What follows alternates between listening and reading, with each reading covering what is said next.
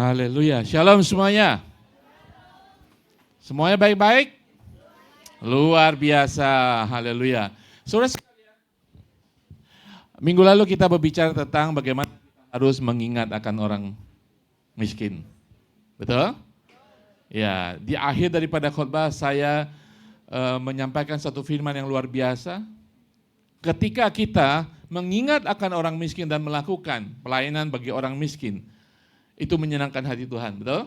Dan kemudian Allah mengingat kita, itu yang luar biasa. Saudara, saya kemudian berpikir, Allah mengingat kita semuanya di dalam nama Tuhan Yesus, betul saudara ya? Allah mengingat kita karena kita punya perantara di surga.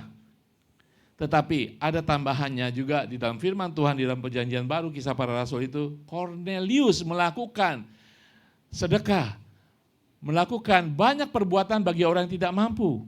Malaikat Tuhan mengatakan itu menyenangkan hati Tuhan dan diingat oleh Allah. Wah, luar biasa. Amin saudara? Luar biasa. Kenapa saudara? Minggu lalu saya lupa mengatakan bahwa orang miskin itu ada di hati Tuhan. Dalam perjanjian lama, hal-hal mengenai orang miskin saudara, itu dimasukkan dalam perjanjian lama. Ketika bangsa Israel masuk ke tanah Kanaan, dikasih tanah sesuai dengan suku bangsanya, kemudian mereka bercocok tanam, Allah memberikan perintah ketika mereka memanen, gitu ya, cepat-cepat gitu ya, kalau ada yang belum dipanen, tidak boleh kembali lagi. Itu adalah milik orang miskin. Dan kemudian saudara ingat, sesudah panen kita akan kalau padi itu, di mana? Saya kurang tahu diapain supaya dipisahkan biji-bijinya kan? Demikian gandum. Saudara ingat kisah Rut? Ya, Rut dan Boas? Ya, para pekerja Boas kan orang yang benar. Dia mengerti ketika mereka memisahkan gandum dan batangnya, kalau ada gandum yang jatuh, tidak boleh diambil. Itu buat orang yang tidak mampu. Makanya Rut di belakang pekerja daripada Boas memungut butiran-butiran gandum yang jatuh. Tuhan punya hati dan memikirkan dan mengatur dalam firman Tuhan orang miskin. Saudara, itu bagian dari apa yang dilakukan di ICA. Mana ministry saya sudah katakan. Nah, di antara semua yang dilakukan ICA, kenapa selalu kita lakukan? Gereja lain melakukan buat orang miskin, charity. Kita di dalam seri khotbah ini menjelaskan bahwa kita punya visi kerajaan surga sesuai dengan kebenaran firman Tuhan. Jadi bukan sekedar kita harus ikut gereja lain. Kita kan orang gereja harus punya pelayanan untuk orang miskin. Tetapi kita harus mendasarkan semuanya sesuai dengan firman Tuhan. Itu yang ingin diberikan pada hari-hari ini. Supaya saudara mengerti perhatian kita, ingatan kita akan orang miskin sesuai dengan firman Tuhan. Amin. Itu visi kerajaan surga. Sehingga apa yang kita lakukan, kita akan melakukan dengan baik dan benar. Karena berdasarkan firman Tuhan. Kalau tidak, kita akan melakukan suka-suka kita, musim-musiman. Ya kan? Allah memasukkan di dalam hukum Taurat untuk memperhatikan orang miskin. Yesus datang melayani orang miskin. Melayani orang-orang yang tidak mampu. Yesus mengatakan orang miskin akan selalu ada padamu. Saya kembali pikir kata-kata Yesus. Berarti dimanapun saudara berada, di Hong Kong, dimanapun, di kota besar, kota yang maju sekalipun, kota yang kaya tetap ada orang miskin. Untuk kita layani. Amin. Tadi khotbah lagi yang lalu, saya ingin tambahkan. Hari ini khotbahnya lain. Visi kerajaan surga. Yang kedua, pelayanan di dalam gereja ICA. Sangat kental sekali pelayanan pernikahan. Nah, hari ini judul khotbahnya ada 2 menjadi 1. Bukan 2 in 1 ya. 2 menjadi 1, tapi 3 in 1. Saya tahu banyak sini, kebanyakan sukanya 3 in 1. Kalau ngopi. 2 menjadi 1 bukan 2 in 1. 2 menjadi 1 matematika surgawi adalah 3 in 1. Saya akan jelaskan nanti. Saudara sudah mengerti itu. Cuma saya ingin menggoda saudara. Saya ingin memulai dengan suatu cerita saudara. Suatu saat ada anak bocah gitu ya, toleh. Sekolah minggu. Sekolah minggu ya. Pada hari itu sekolah minggu menceritakan penciptaan. Allah menciptakan segala sesuatu. Menciptakan Adam dan Hawa. Ya kan? Kemudian dikatakan, kemudian pertama menciptakan Adam. Kemudian diceritakan Allah menciptakan Hawa. Dari tulang rusuknya ketika Allah membuat Adam tertidur. Dan kemudian Hawa menjadi istri daripada Adam. Ya kan? Laki-laki dan perempuan. Dari pertama konsep teologi Tuhan sudah benar. Hari-hari ini tidak benar. Oke, balik cerita. Kemudian si Tole ini pulang ke rumah. Dalam minggu itu, saudara, suatu hari, suatu saat, ibunya memperhatikan. Kamu gak sakit, kenapa kamu berbaring? Seakan-akan sakit. Dia gak sakit, tapi dia berbaring. Saudara. Dia kata, ibu, saya merasa kurang enak badan. Padahal dia gak apa-apa. Kenapa kamu? Kamu gak apa-apa. Kayaknya saya akan mempunyai istri. Tulang rusuk keluar istri. Saudara, Allah menciptakan Adam dan Hawa menjadi pasangan yang pertama. Allah tidak hanya menciptakan manusia, Allah pada saat itu menciptakan pernikahan. Jadi bukan agama. Dari awal Allah menciptakan manusia. Kalau semua agama mengerti Adam dan Hawa, pasti mereka mengerti Adam dan Hawa adalah pernikahan yang pertama. Amin. Nah, saudara, pokok pikiran mengapa kita membahas pernikahan ataupun dua menjadi satu, silakan. Pernikahan adalah anugerah Tuhan. Amin. Anugerah Tuhan. Kedua, pernikahan adalah salah satu institusi yang paling banyak diserang iblis pada hari-hari ini. Makanya kita membahas ini, makanya kita melakukan ini. Ketiga, pernikahan adalah model yang harus direfleksikan. Nah, nanti ini akan dijelaskan. Jadi pernikahan itu adalah ciptaan Tuhan.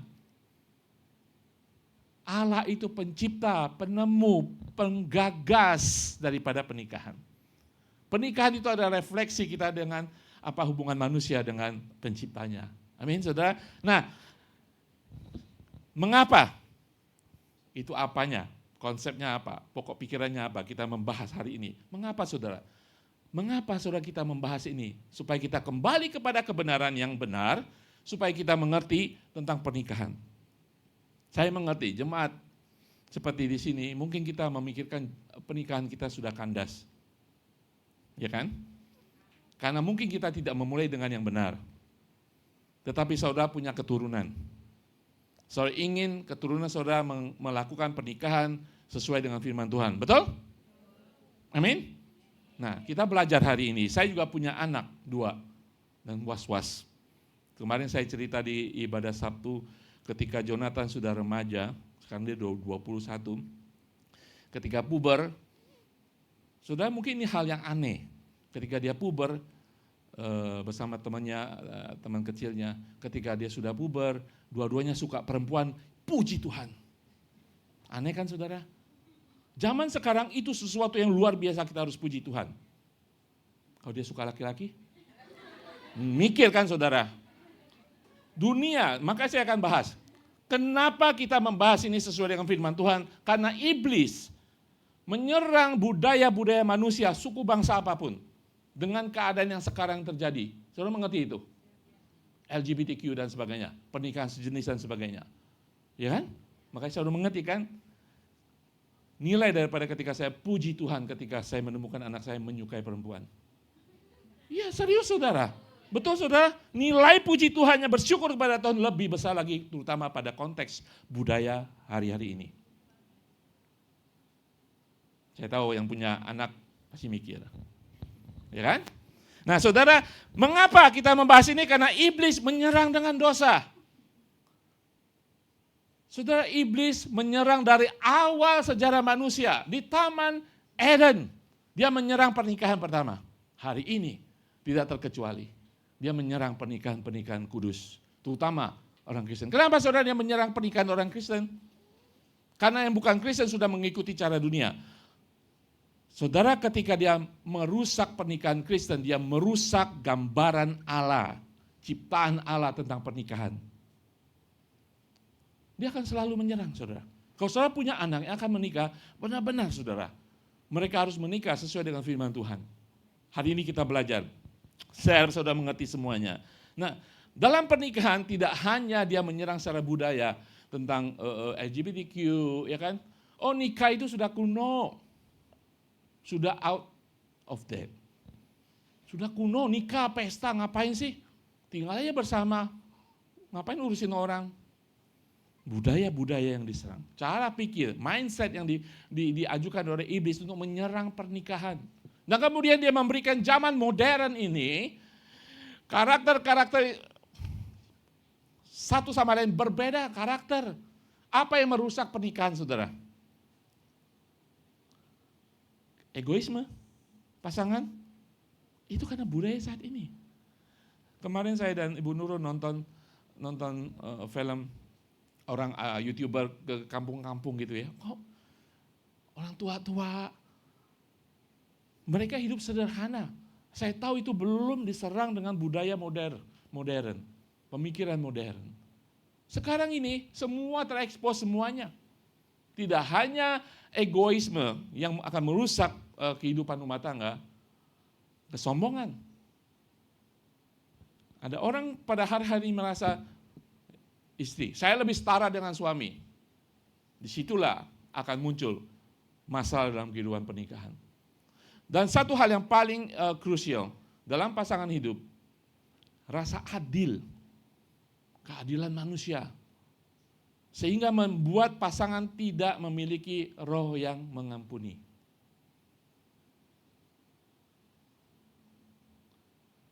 Kalau orang menikah itu sudah menjadi satu kan, nanti kita akan bahas. Ya kan, satu. Hal-hal seperti itu akan merusak. Narsisisme akan merusak suatu pernikahan. Nah, itu yang ingin diserang oleh iblis. Makanya kita harus belajar firman Tuhan hari ini, sungguh-sungguh kita mengerti pernikahan yang mendasar.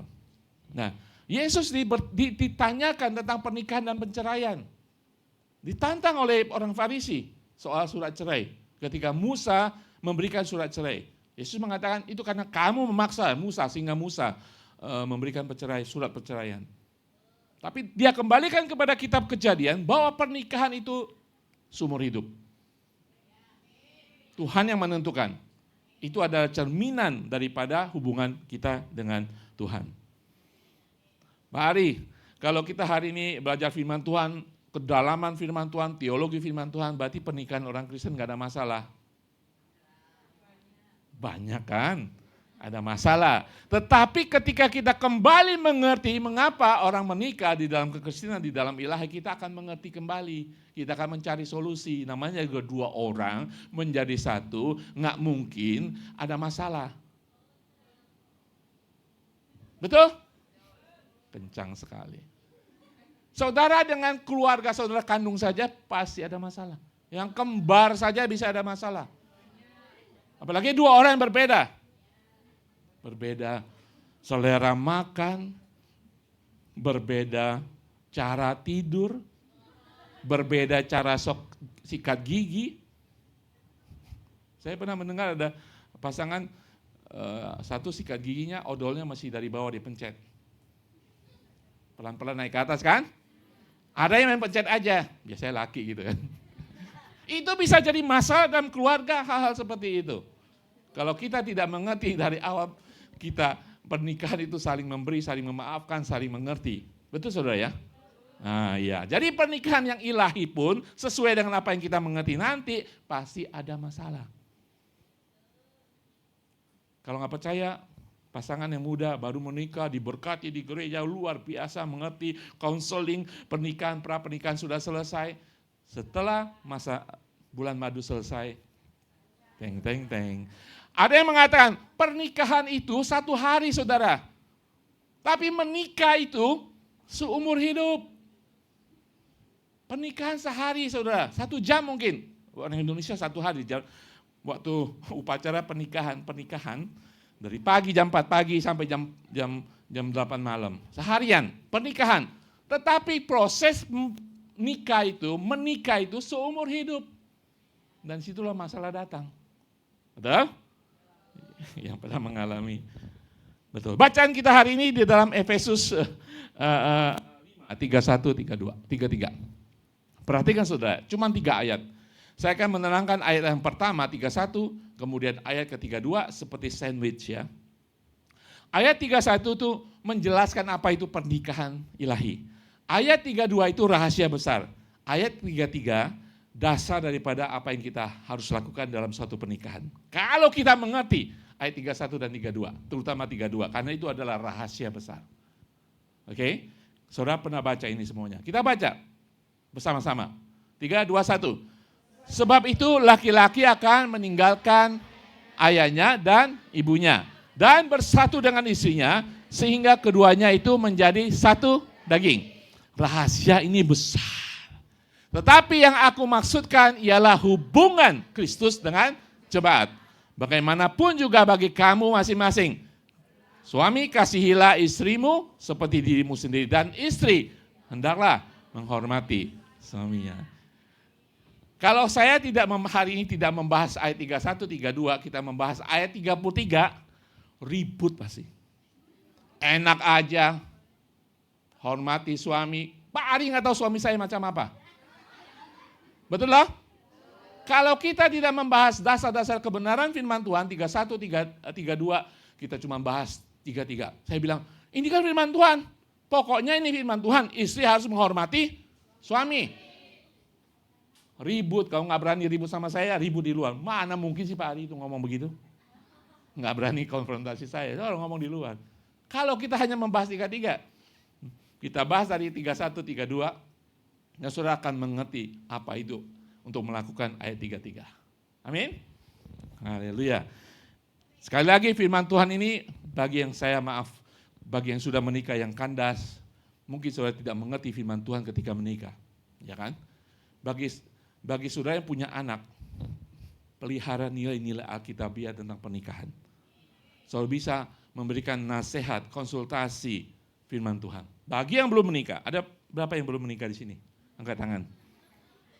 Yang di depan nggak berani angkat tangan, yang belakang itu udah angkat tangan. Berkatilah orang yang jujur. Firman Tuhan ini akan membuat saudara siap untuk menikah. Amin. Sesuai dengan firman Tuhan. Nah, dari 3 ayat ini, nanti ada ayat yang lain, ada 3 hal yang ingin saya seberangkan. Ini berbicara tentang bahwa pernikahan adalah ciptaan Tuhan, rancangan Tuhan, pernikahan sebagai rancangan Tuhan.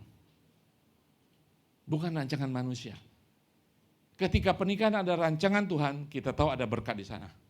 Kita tahu ada tujuan Allah di sana. Kita tahu ada makna di bawah pernikahan seorang manusia laki-laki dan perempuan. Amin. Nah, saya ingin memberikan satu statement. Pernikahan lebih dari sekedar 2 orang yang bersatu karena mereka saling mencintai. Sebaliknya, Allah memandang pernikahan sebagai sebuah perjanjian yang kudus dan serius antara seorang laki-laki dan seorang perempuan.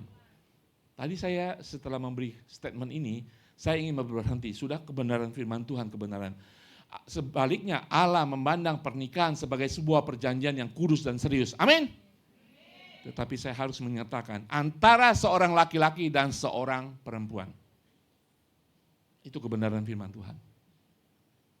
Bukan hanya jatuh cinta, saudara.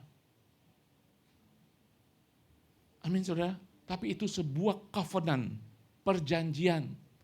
Seperti perjanjian baru dimeteraikan oleh darah Kristus.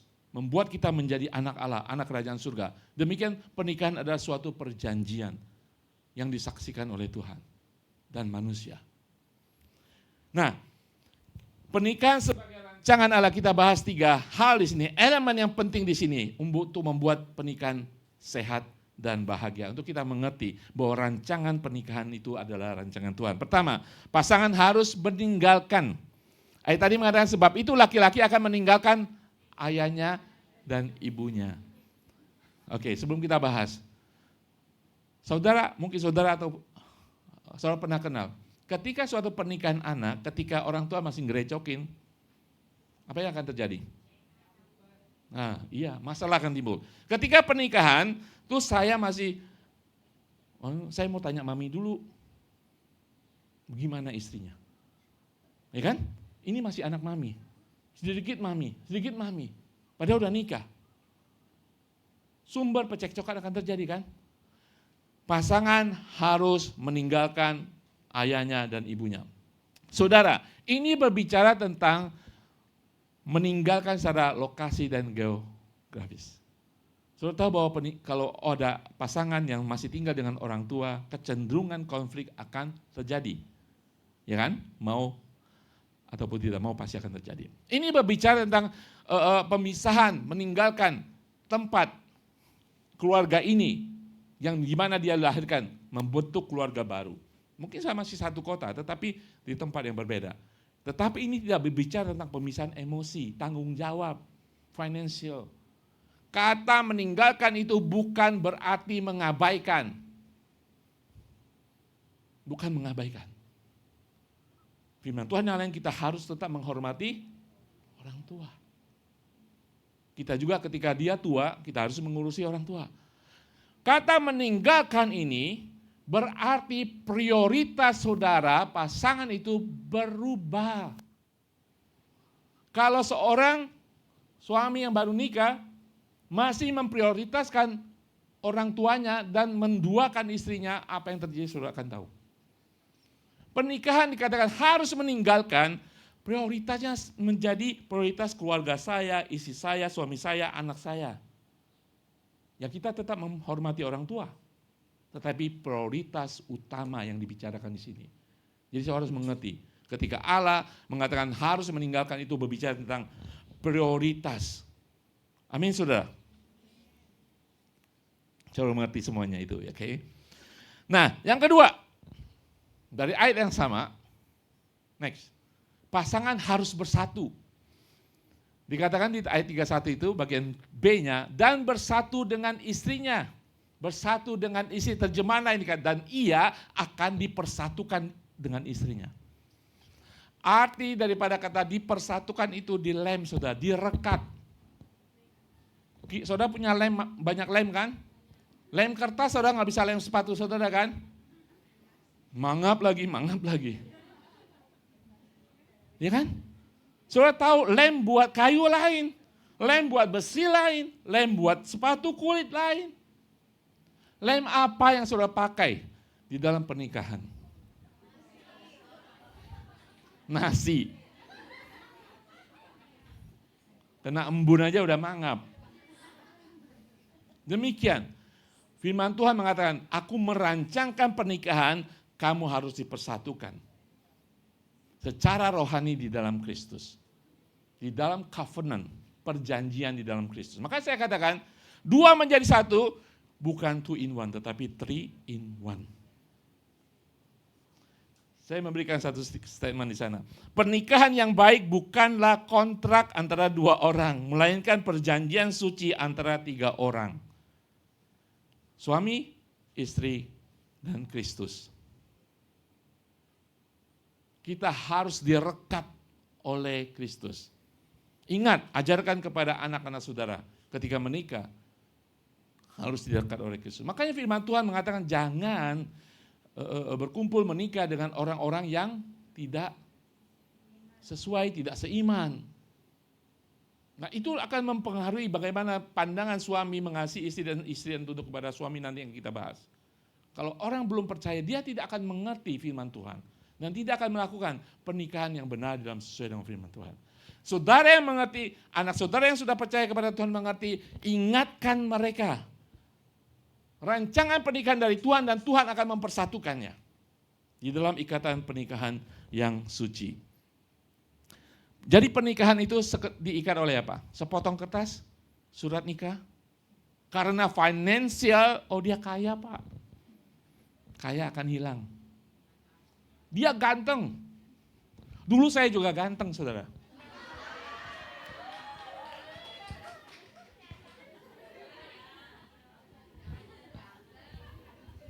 Coba tahu Lee Min Ho? Ya kira-kira agak-agak. Tetapi kalau sudah tua nanti 10 tahun lagi semua sama yang tua. Mau laki-laki sama semuanya, keriput, hitam, Flag-flagnya banyak. Perempuan sama semua, mau Jepang, Korea, Indonesia. Yang tua sama semuanya. Jadi pernikahan itu direkat oleh apa? Secara fisik dia ganteng, dia hebat, dia perkasa. Karena dia banyak uang, karena latar belakangnya itu akan hilang semua. Itu enggak permanen. Harus diikat oleh Kristus. Amin. Di dalam Kolose 1:17 mengatakan, ia sudah ada sebelum segala sesuatu dan segala sesuatu ditopang bersama-sama dengan Kristus. Segala sesuatu, kehidupan pribadi saudara, kehidupan pernikahan saudara, ditopang oleh Kristus, direkat, digelu. Amin saudara. Hanya Kristus akan menjadi perekat dalam suatu pernikahan yang dirancang oleh Tuhan. 3. Pasangan harus menjadi satu. Tidak hanya pasangan meninggalkan dan harus dipersatukan dan harus menjadi satu. Di dalam ayat 31 bagian C mengatakan sehingga keduanya itu menjadi, ini berbicara tentang secara fisik menjadi satu. Saudara, di antara tiga ini, pasangan harus bersatu di dalam Kristus, itu yang paling penting. Kalau saudara tidak mengerti, tidak menerapkan nomor 1 dan nomor 2, laki-laki harus meninggalkan orang tuanya dan dipersatukan di dalam Kristus. Kalau saudara memulai dengan C, pasangan harus menjadi satu secara daging, itu yang akan terjadi kekacauan dalam pernikahan. Yang paling dasar adalah suami, laki-laki meninggalkan orang tuanya dan dipersatukan di dalam Kristus. Kalau saudara mulai dengan C, sekali lagi, dia ganteng, dia apa dan sebagainya. Saudara akan melihat perjalanan mereka tidak akan mulus. Ya kan? Apalagi ketika pasangan itu sudah cacat. Pasangan itu karena sesuatu hal mengalami kecelakaan dan cacat. Karena sudah memulai dengan nomor C. Sehingga keduanya menjadi satu daging. Kalau hanya berdasar itu, kita akan melihat sesuatu yang tidak benar. Oke, jadi poin pertama adalah pernikahan sebagai rancangan Allah. Di dalam Matius 10:8-9 mengatakan, Matius 10:8-9 mengatakan, sebab pada awal dunia Allah menjadikan mereka laki-laki dan perempuan. Sebab itu laki-laki akan meninggalkan ayahnya dan ibunya dan menjadi satu dengan istrinya. Sehingga keduanya itu menjadi satu daging, sama. Demikianlah mereka bukan lagi dua, melainkan satu. Karena itu apa yang telah dipersatukan Allah, digelu oleh Allah, tidak boleh diceraikan oleh manusia. Nah inilah yang ingin dilakukan oleh iblis. Dengan segala perubahan mindset manusia. Jadi sekarang saudara, kesimpulan dari poin pertama, pernikahan adalah rancangan Allah. Pasangan pernikahan adalah satu laki-laki dan satu perempuan. Hanya Allah yang berhak dalam ikatan pernikahan itu. Ikatan pernikahan berlaku seumur hidup. Setuju? Pelajari ini dan bagikan kepada keturunan saudara. Oke, kita belajar tadi pernikahan adalah rancangan dari Allah. Yang kedua, pernikahan sebagai cerminan Allah. Refleksi daripada Allah sebagai pencipta. Ayatnya 31, sekarang 32. Next. Ayat 32 mengatakan rahasia ini besar. Kalau ingin tahu rahasia, Tuhan memberikan rahasia. Di ayat 31 itu, meninggalkan, menjadi satu dan menjadi satu. Rahasia ini besar, tetapi mengapa? Rasul Paulus mengatakan, tetapi yang aku maksudkan rahasia pernikahan rancangan Allah ini adalah hubungan Kristus dengan jemaatnya. Maka Yesus disebut mempelai laki-laki. Dan gereja Tuhan disebut mempelai perempuan. Ayat ini sangat-sangat penting. Menghubungkan rancangan Allah tentang pernikahan dengan ayat ke-33. Instruksi daripada Tuhan itu sendiri. Amin. Nah saudara sekalian, kadang-kadang kita tidak mengerti ini semuanya. Kita hanya langsung kepada melaksanakan pernikahan. Dan itulah sumbernya. Bagaimana sikap suami, bagaimana sikap istri. Tetapi kita harus mengerti ini, bahwa ini menggambarkan cerminan hubungan Kristus dengan jemaat.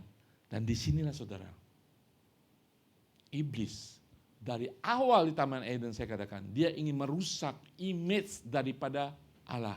Dia ingin merusak image daripada Kristus. Dia ingin merusak saudara manusia sebagai gambaran Allah.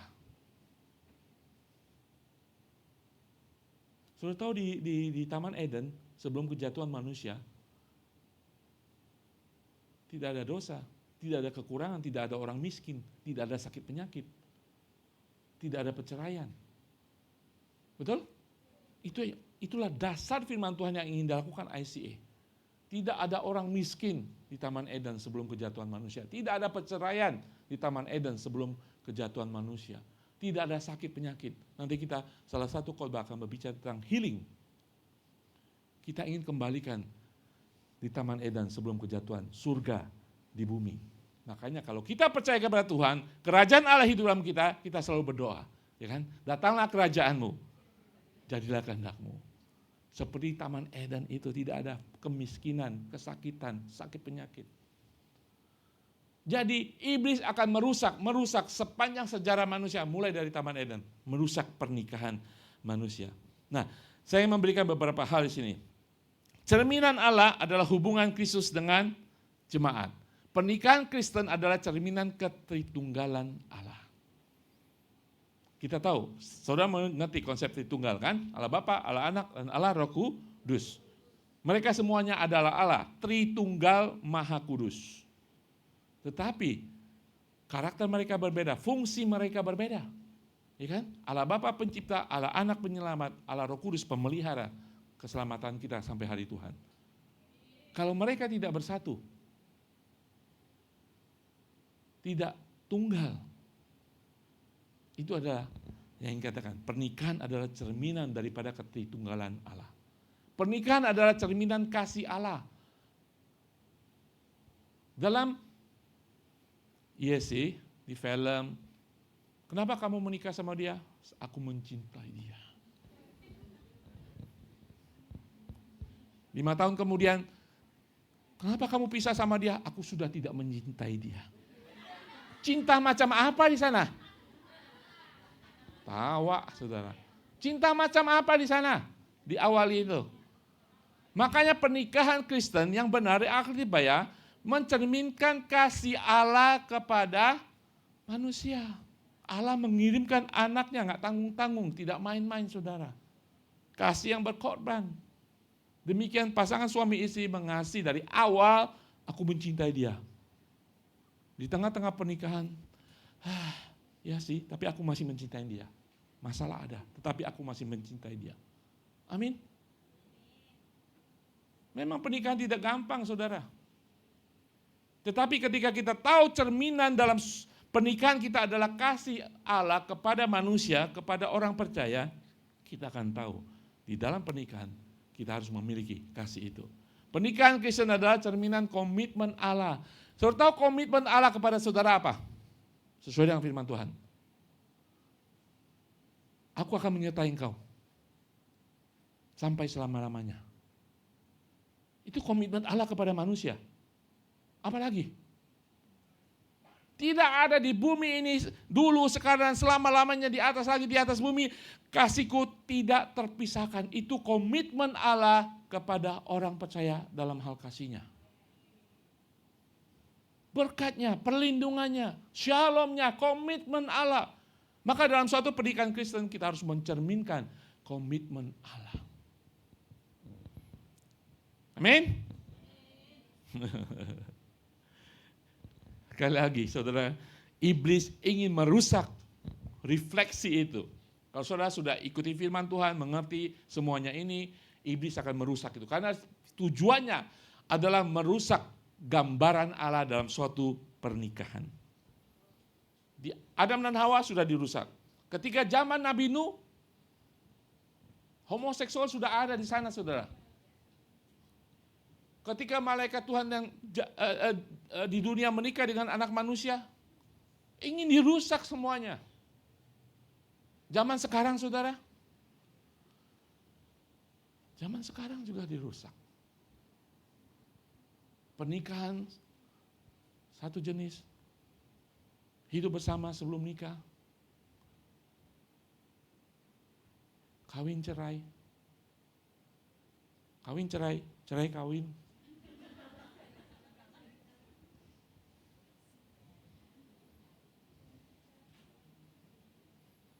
Saudara, ketika pernikahan dihancurkan, gambaran Allah dihancurkan semuanya itu.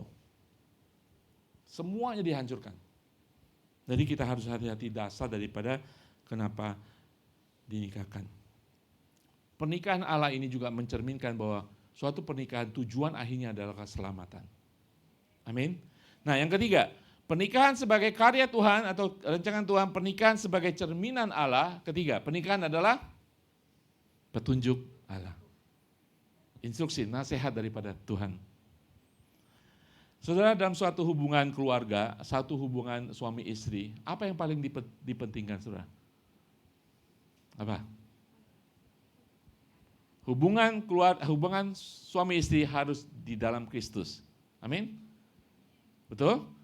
Apalagi, saudara? Harus ada komunikasi. Komunikasi yang benar. Komunikasi dua arah. Jangan satu arah saja, satu arah namanya majikan. Betul ya? Komunikasi, tapi komitmen satu sama lain. Tidak hanya di dalam Kristus, komunikasi yang benar, komitmen, dan juga kompromi. Makanya keangkuhan, mementingkan diri sendiri itu akan merusak suatu kehidupan pernikahan. Kompromi. Amin. Nah, saat ini kita akan belajar. Ada dua ayat yang saya ingin sampaikan. Ayat ke-33 tadi, kita baca ayat 33. Baca bersama-sama. Bagaimanapun juga bagi kamu masing-masing berlaku, kasihilah istrimu seperti dirimu sendiri, dan istri hendaklah menghormati suaminya. Nah, perhatikan. Saya katakan kembali, ayat ini adalah sumber malapetaka dalam pernikahan yang tidak mengerti kebenaran firman Tuhan. Terlebih zaman modern ini. Ya kan? Terlebih ketika pernikahan itu berdasarkan cinta. Tapi bukan kasih Kristus. Ya kan? Selalu menjadi argumentasi dua ayat ini. Istri menghormati suami, wah suami saya. Lebih baik saya menghormati tetangga.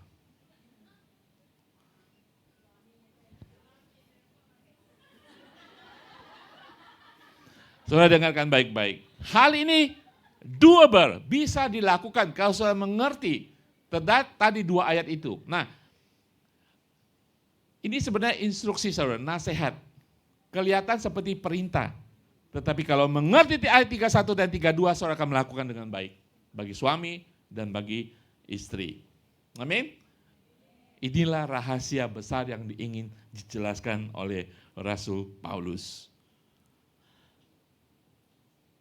Ayat Efesus 5 ayat 21. Saya ingin hubungkan ayat pasal 5 ayat 21 katakan, dan rendahkanlah dirimu seorang kepada yang lain di dalam takut akan Kristus. Oke, perhatikan, pikir baikkan 21 dan 33. Nah, saya ingin membagikan tadi ayat yang 33 itu ada dua instruksi.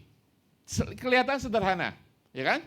Suami, kasihlah istrimu seperti dirimu sendiri, istri, hormatilah suamimu. Oke, perintah pertama adalah untuk suami. Para suami, kasihlah istrimu seperti dirimu sendiri. Di pasal kelima ini, Rasul Paulus sudah menjelaskan sedikit banyak. Sebenarnya ayat 33 itu hanya kesimpulan. Oke, mari kita lihat perintah pertama atau petunjuk pertama bagi para suami di ayat pasal kelima ayat 25 sampai 30. Hai suami. Nggak ada yang jawab di sini. Kasihilah istrimu sebagaimana Kristus telah mengasihi jemaat dan telah menyerahkan dirinya baginya untuk mengkuduskannya supaya ia menyucikannya dengan memandikannya dengan air dan firman. Oke, ini hubungan Kristus dengan umat yang sudah diselamatkan. Ayat 27. Supaya dengan demikian ia menempatkan jemaat di hadapan dirinya dengan cemerlang, tanpa cacat atau kerut atau yang serupa itu, tetapi supaya jemaat kudus dan tidak tercela. Ini hubungan Kristus dengan jemaat Tuhan yang benar-benar disucikan, dikuduskan. Ketika saya baca ayat ini ya, dihubungkan dengan suami, kasihlah istrimu sebagaimana Kristus telah mengasihi jemaat. Kemudian saya baca ayat 27. Kalau seorang suami tidak mengasihi istrinya, istrinya akan menjadi kerut. Betul ya? Istrinya tidak akan menjadi happy. Jadi cepat tualah istrinya, berkerut. Ketika Yesus mengasihi jemaat Tuhan, dipeliharanya di hadapannya. Diberikan shalom, diberkati, dididik, didisiplin. Amin saudara? Oke, next. Ayat 28. Demikian juga suami harus mengasihi istrinya sama seperti tubuhnya sendiri. Karena sudah menjadi satu. Siapa yang mengasihi istrinya, mengasihi dirinya sendiri. Nggak ada orang yang tidak mengasihi diri sendiri kan? Ya kan? Kecuali orang yang sedikit. Ya.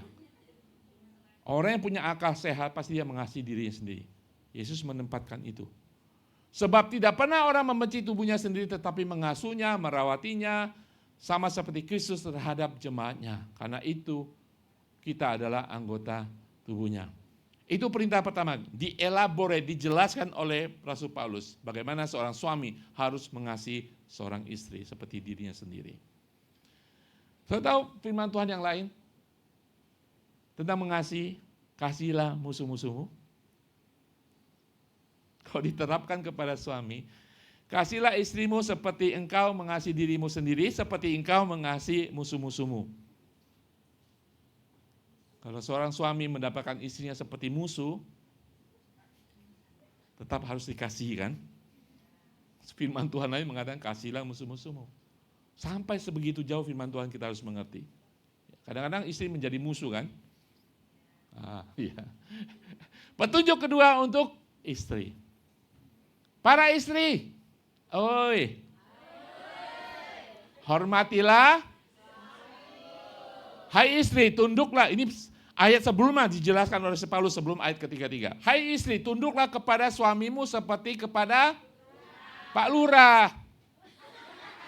Kita hormat Pak Lurah mati-matian. Kita tunduk kepada Pak RT. Sama suami. Seperti kepada Tuhan. Karena suami adalah kepala istri. Sama seperti Kristus adalah kepala jemaat. Dialah yang menyelamatkan tubuh, karena itu sebagaimana jemaat tunduk kepada Kristus, demikian juga istri kepada suami dalam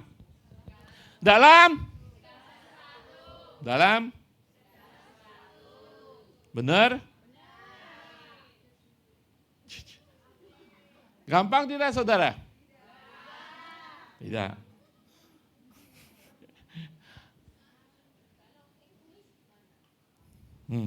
Kalau Gois gimana?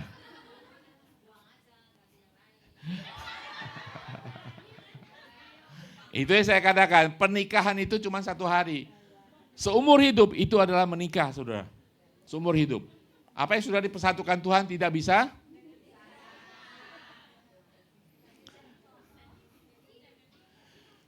Buang aja, ganti yang lain. Ketika saudara dibuang, diganti saudara mau?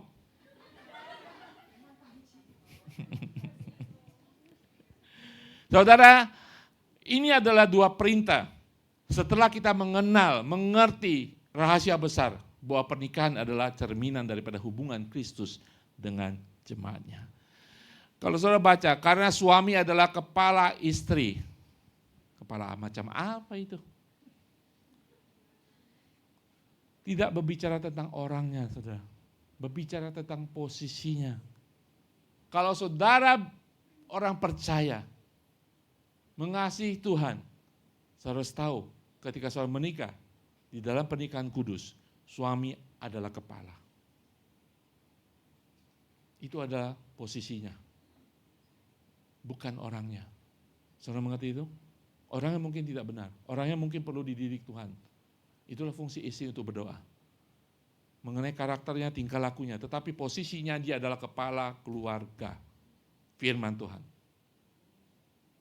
Amin. Saya mengerti, ketika saudara mengerti seorang suami adalah kepala istri sama seperti Tuhan, Rasul Paulus tidak hanya mengatakan pokoknya suami adalah kepala istri.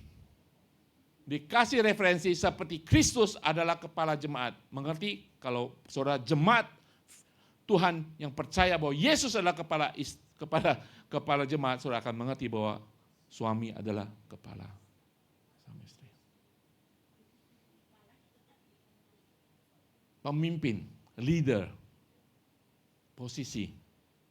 Mungkin dalam tingkah lakunya dia tidak berlaku seperti pemimpin. Itu hanya karakter tingkah lakunya, tetapi posisinya kita harus menghormati sebagai seorang istri. Nah, saya akan menjelaskan sesuatu hal di ayat 21 Efesus 5.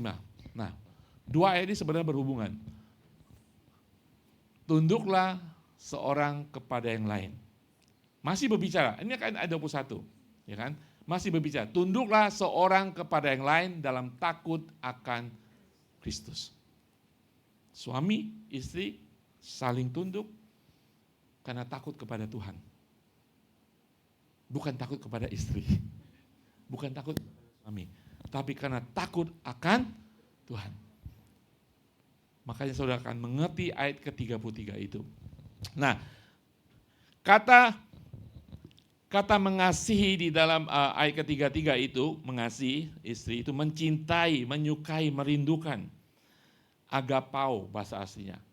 Terus menghormati, kata menghormati itu sebenarnya phobeo. Phobeo. Kata saudara tahu mengerti ada kata fobia? Yaitu istri harus taat menghormati. Tapi dalam ayat ini dikatakan menghormati. Bukan saudara melihat suami seperti kalajengking, ya kan? Istri Bu Nurul takut sama laba-laba. Kalau dia takut, oh saya mengikuti, takut suami. Fobia, ya lihat saya seperti laba-laba. Sekali lihat saya dia kabur terus. Katanya sama, fobia. Tapi di dalam ayat ini, semuanya diterjemahkan takut, tapi dalam ayat ini diterjemahkan menghormati. Istri harus menghormati. Nah, untuk kita bisa melakukan sebagai suami, sebagai istri, menghormati, suami mengasihi, ayat 21 itu yang kuncinya. Tunduklah seorang dengan yang lain di dalam takut akan Tuhan. Ketika dua-duanya takut akan Tuhan, pernikahan itu akan baik. Makanya saya akan menemukan orang-orang yang belum percaya kepada Tuhan, mereka tidak takut kepada Tuhan. Di dalam segala hubungan akan rusak. Jadi ayat 33 itu kalau saya terjemahkan seperti ini. Suami, kasihlah istrimu seperti dirimu sendiri. Dalam ketundukan satu sama lain, dalam takut akan Tuhan. Istri, hormatilah suamimu dalam ketundukan satu sama lain di dalam takut akan Kristus. Kita kan orang percaya kan? Saudara takut akan Tuhan enggak? Saudara takut akan Tuhan enggak? Kenapa dalam pernikahan ayat ini enggak dipakai? Ya kan? Saudara mengerti sekarang? Saudara bisa ajarkan kepada keturunan saudara, atau saudara sendiri boleh belajar ini, yang belum menikah ini. Makanya firman Tuhan melarang kita menikah dengan orang yang tidak seiman. Karena mereka tidak akan takut kepada Kristus, mereka tidak mengenal Kristus. Kalau kita semuanya takut kepada Tuhan, ada ketundukan satu sama lain, suami akan memegang peran pentingnya untuk mengasihi istrinya di dalam takut akan Tuhan. Istri akan hormat kepada suaminya, tanda petik, yang gak benar, yang brengsek. Di dalam takut akan Tuhan. Ada amin saudara? Saudara mengerti ini? Saudara, apa itu takut akan Tuhan? Mengatakan seperti ini, takut akan Allah adalah ungkapan iman dan percaya kepada Allah. Takut akan Tuhan itu adalah ungkapan iman saudara dan percaya saudara kepada Tuhan yang membuat kita, yang akhirnya membuat kita taat kepadanya. Karena kita semua akan bertanggung jawab di hadapannya suatu saat. Itu takut akan Tuhan. Amsal 28 ayat 14 mengatakan, berbahagialah atau terberkatilah orang yang senantiasa takut akan Tuhan. Kehidupan keluarga saudara akan berbahagia. Kehidupan pernikahan saudara akan diberkati ketika dimulai dengan takut akan Tuhan. Ketika takut akan Tuhan, suami akan mengasihi istri. Ketika takut akan Tuhan, seorang istri akan menghormati suami. Amin. Saudara, mungkin saudara yang di Hong Kong, saudara adalah mencari nafkah yang utama. Tetapi seorang suami secara posisi adalah pemimpin. Saudara masih punya senjata, yaitu doa kepada Tuhan. Apapun keadaan suami, karakternya, tingkah lakunya, kalau saudara takut akan Tuhan dan percaya Tuhan bisa mengubahkan segala sesuatu. Amin. Mungkin pernikahan kita tidak baik, seperti ideal suami mengasihi saya. Mana Pak? Karena mereka belum mengerti firman Tuhan. Doa, Roh Kudus akan mencerahkan kehidupan rohani mereka. Tetapi bagian saudara yang hari ini sudah mengerti firman Tuhan, hormati suami saudara. Oke? Di dalam takut akan Tuhan. Amin. Jadi hari ini kita belajar hanya di dalam Efesus 5 ayat 31 sampai 33 3 hal. Pernikahan adalah rancangan inisiatif daripada Tuhan. Bukan manusia, bukan agama. Amin. Laki perempuan akan meninggalkan orang tuanya, dipersatukan di dalam Kristus, pernikahan kudus. Dan mereka menjadi satu. Pernikahan adalah cerminan daripada Tuhan, hubungan Tuhan dengan jemaat Tuhan. Pernikahan adalah satu instruksi yang alkitabiah buat seorang suami ataupun seorang istri. Semuanya ketika kita takut dalam Tuhan, kita akan berjalan dengan baik. Amin. Saudara diberkati firman Tuhan hari ini. Amin. Saya percaya dan ini akan memberkati kita, melengkapi kita dan membawa kita di dalam pengertian persatuan ilahi yang benar. Saya harap suatu saat ini saudara akan dicerahkan ketika menghadapi orang-orang pasangan muda, saudara bisa memberikan nasihat yang benar. Amin.